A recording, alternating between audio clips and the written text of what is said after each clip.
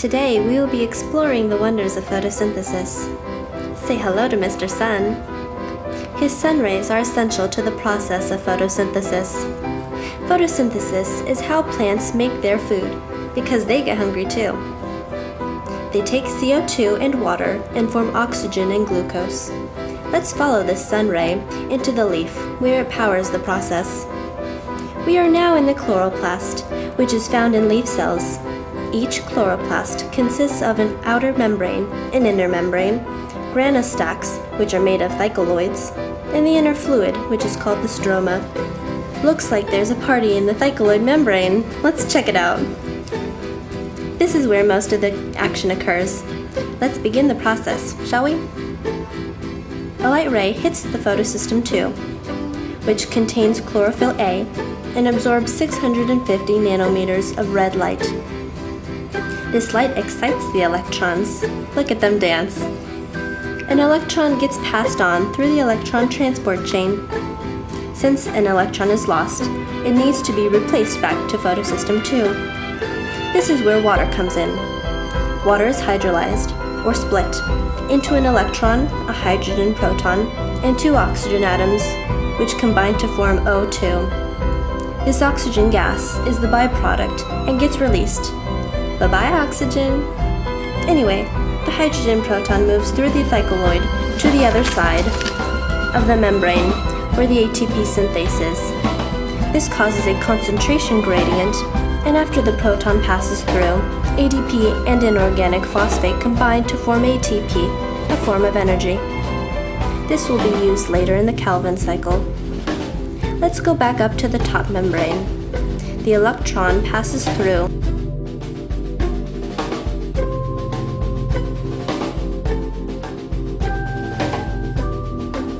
and when it finally reaches NADPH reductase, the electron passes through, which reduces NADP to NADPH. If this happens correctly, then it is called non-cyclic phosphorylation, because it makes ATP and NADPH properly.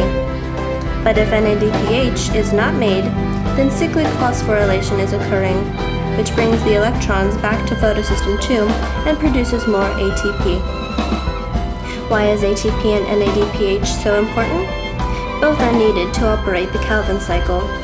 Let's follow the energy molecules to see how this works. Yay, we made it to the Calvin cycle! We are now in the stroma. The Calvin cycle is used to produce sugar. 3 molecules of CO2 are added to 3 molecules of a 5-carbon sugar, RUBP. C3 plants use our friend rubisco. She's an enzyme. These molecules are then rearranged to form 6 molecules of 3-PGA, which have 3 carbons each. This is called carbon fixation. 6 ATP molecules contribute phosphate groups. Each 3-carbon molecule receives an additional phosphate group.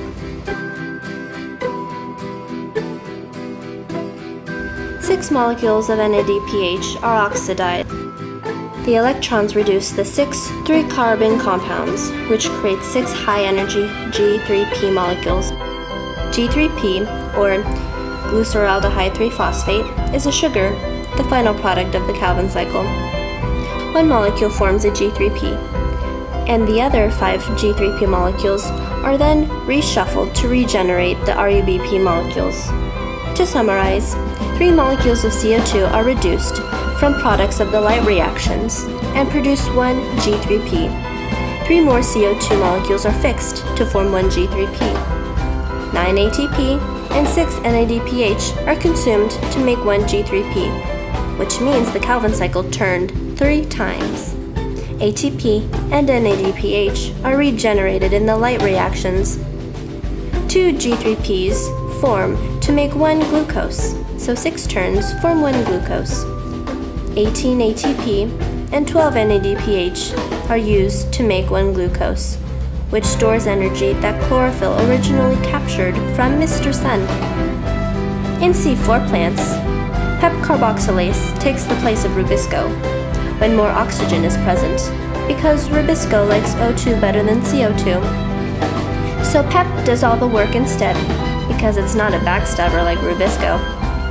And in CAM plants, the Calvin cycle occurs during the day, Since most canned plants live in the desert, they perform light-dependent reactions at night, since there is more moisture in the air. At night, carbon is stored in organic acids, which will then be used in the Calvin cycle during the day. This is the process by which light energy is then turned into chemical energy. Now you know more about photosynthesis.